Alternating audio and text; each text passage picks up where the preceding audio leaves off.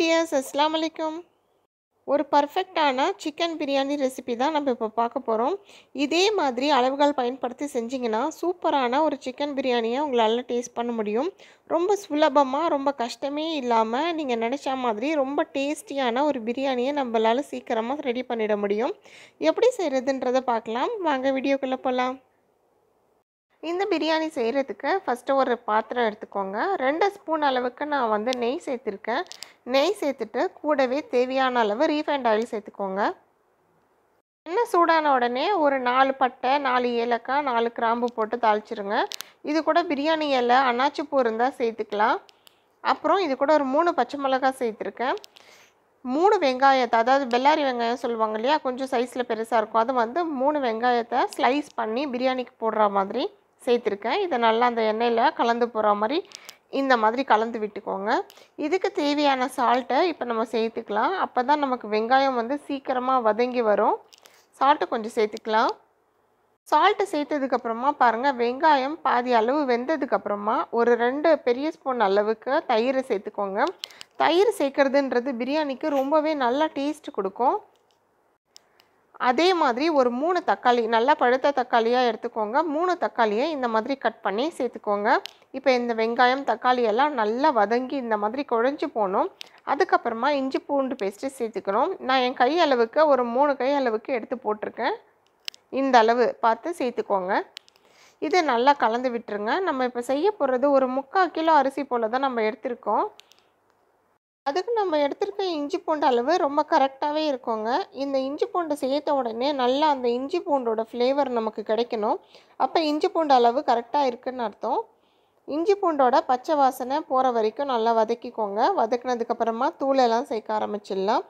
கொஞ்சமாக மஞ்சள்தூள் சேர்த்துருக்கேன். 1 ஸ்பூன் அளவுக்கு மிளகாத்தூள் சேர்த்துருக்கேன். ஒரு 1/4 ஸ்பூன் அளவுக்கு சீரகத்தூள் சேர்த்துக்கோங்க. இது கூடவே கரம் மசாலா தூள் சேர்க்க போகிறோம். நான் 1 கிலோ அளவுக்கு கறி எடுத்திருக்கேன், சிக்கனு. ஸோ 1 ஸ்பூனும் 3/4 கிலோ அளவுக்கு சாதம் ரைஸ் எடுத்திருக்கேன். அதுக்கு வந்து ஒரு 3/4 ஸ்பூன் கரம் மசாலாவும் சேர்த்துருக்கேன். இது கூட 1/4 ஸ்பூன் அளவுக்கு கொத்தமல்லி தூள் சேர்த்துருக்கேன். தேவைப்பட்டால் சேர்த்துக்கலாம், இல்லைன்னா அதை அவாய்ட் பண்ணிக்கலாம். இந்த கரம் மசாலா தூள் எப்படி அரைக்கிறதுன்றதும் நம்ம சேனலில் முன்னாடியே நான் அப்லோட் பண்ணியிருக்கேன். டிஸ்கிரிப்ஷனில் லிங்க் கொடுக்குறேன், செக் பண்ணி பாருங்கள். அந்த மாதிரி மசாலா நீங்கள் ரெடி பண்ணிக்கிட்டிங்கன்னா எந்த பிரியாணியாக இருந்தாலும், மசாலாவாக இருந்தாலும், குருமா குழம்பு, கறி குழம்பு எல்லாமே செமையாக சூப்பராக இறக்கிடலாம் செஞ்சு. இப்போ இந்த மசாலாவை நம்ம நல்லா வதக்கிக்க போகிறோங்க. கொஞ்சமாக தண்ணி சேர்த்து நல்லா எண்ணெய் பிரிஞ்சு வர அளவுக்கு நல்லா வதக்கிக்கலாம். பாருங்கள், இந்த மாதிரி நல்லா எண்ணெயெல்லாம் பிரிஞ்சு வந்து நல்லா அந்த மசாலா, வெங்காயம், தக்காளி எல்லாமே நல்லா வதங்கணும். அதுக்கப்புறமா நம்ம கட் பண்ணி வச்சுருக்க சிக்கனை இது கூட சேர்த்துக்கலாம். இனிமேல் பிரியாணிக்கு போடும்போது கொஞ்சம் பெரிய பெரிய பீஸாக நம்ம சிக்கன் சேர்த்துக்கிட்டோன்னா அது உடையாமல் அழகாக வரும் சாப்பாட்டோட.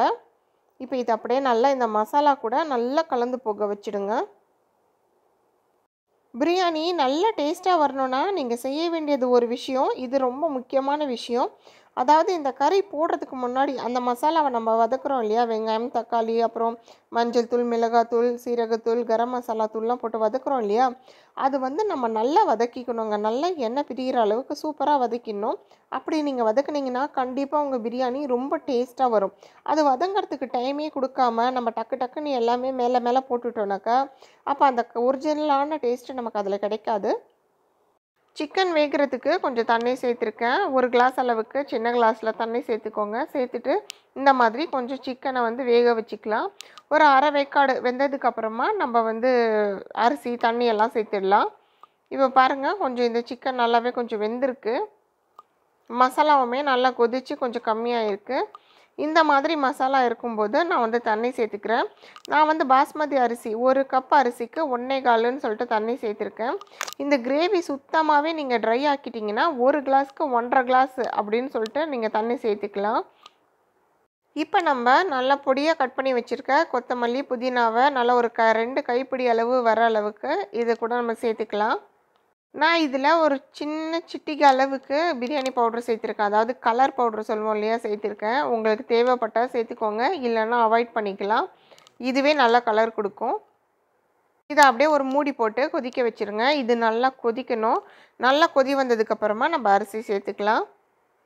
அரிசி நான் வந்து பிரியாணி சமைக்க ஆரம்பிக்கும் போது தான் நல்லா வாஷ் பண்ணிவிட்டு நல்ல தண்ணி போட்டு ஊற வச்சுருந்தேன். ரொம்ப நேரம் ஊறணும்னு இல்லை, தாளிக்கிறதுக்கு முன்னாடி நம்ம வந்து ஊற வச்சுட்டு சமைக்க ஆரம்பிக்கலாம். அந்த டைம் சரியாக இருக்கும். இந்த மாதிரி ஸ்டேஜில் அடுப்பு நல்லா ஸ்பீடாகவே இருக்கலாம். இந்த அரிசி போட்டு நல்லா இப்போ கொதிக்கணும். தண்ணியும் அரிசியும் கலந்து நல்லா கொதிச்சிட்ருக்கோம். தண்ணியும் அரிசியும் நல்லா கலந்து ஒன்றா சேர்ற மாதிரி ஒரு பதம் வரும். அந்த பதத்தில் தான் நம்ம தம்க்கு விட போகிறோம். தம்க்கு விட்டு சமைக்கிறதுக்கு பல பேர் பயப்படுவீங்க. ஆனால் இந்த மாதிரி தம்க்கு விட்டு சமைச்சிங்கன்னா கொஞ்சம் கூட குழையாமல் ரொம்ப சூப்பரான பிரியாணி நமக்கு கிடைக்கும். தம்க்கு விடுறதுக்கு ஒரு பழைய தவா ஏதாவது யூஸ் பண்ணுங்கள். மேலே மூடி வைக்கிறதுக்கு நான் அலுமினியம் ஃபாயில் யூஸ் பண்ண போகிறேன். நீங்கள் வந்து வீட்டில் ஏதாவது காட்டன் துணி இருந்தால் கூட நம்ம நல்லா தண்ணியில் நனைச்சிட்டு புழிஞ்சிட்டு இது வாய்ப்பகுதி மூடி நம்ம வந்து தம்க்கு விடலாம். தம்க்கு விடும்போது கேஸினுடைய ஃப்ளேமை இந்த மாதிரி ரொம்ப கம்மியாக குறைச்சி வச்சுக்கோங்க. குறைச்சி வச்சுட்டு இந்த மாதிரி இருக்கணும் தம் ஸ்டேஜ். இதுதான் தம் ஸ்டேஜ். ரெண்டுமே கலந்து இருக்கும்போது இந்த மாதிரி அலுமினியம் ஃபாயிலில் ஏதாவது துணியோ போட்டு மூடி நம்ம தம்க்கு விட்டுடலாம். இப்போ ஒரு 15 நிமிஷத்துக்கு அதை நம்ம டிஸ்டர்ப் பண்ண தேவையில்லை, அப்படியே இருக்கட்டும். 15 மினிட்ஸ் கழிச்சு ஓப்பன் பண்ணிங்கன்னா இந்த மாதிரி இருக்கும் பிரியாணி.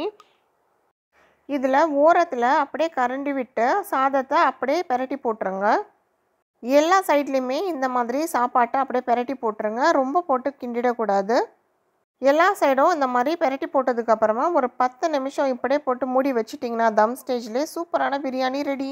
நம்ம சேனலில் நான் முன்னாடியே சிக்கன் பிரியாணி, ஜீரக சம்பா மட்டன் பிரியாணி, ஃபிஷ் பிரியாணி நிறைய அப்லோட் பண்ணியிருக்கேன். அதனுடைய லிங்க்ஸையும் நான் டிஸ்கிரிப்ஷனில் கொடுக்குறேன். கண்டிப்பாக போய் நீங்கள் செக் பண்ணி பாருங்கள். இந்த பிரியாணி ரெசிபி உங்களுக்கு கண்டிப்பாக பிடிச்சிருக்கும். அதே சமயம் கண்டிப்பாக யூஸ்ஃபுல்லாக இருக்கும்னு நினைக்கிறேன். பிடிச்சிருந்தா வீடியோக்கு அப்படியே ஒரு லைக் பண்ணிக்கோங்க. இந்த வீடியோவை உங்கள் ஃப்ரெண்ட்ஸ் அண்ட் ஃபேமிலி சர்க்கிளில் ஷேர் பண்ணிக்கோங்க. மறக்காமல் அஃப்ஷின்ஸ் ரெசிபீஸை சப்ஸ்கிரைப் பண்ணிக்கோங்க. இன்னும் நிறைய ரெசிபீஸை நம்ம சேனலில் பார்க்கலாம். பாய்.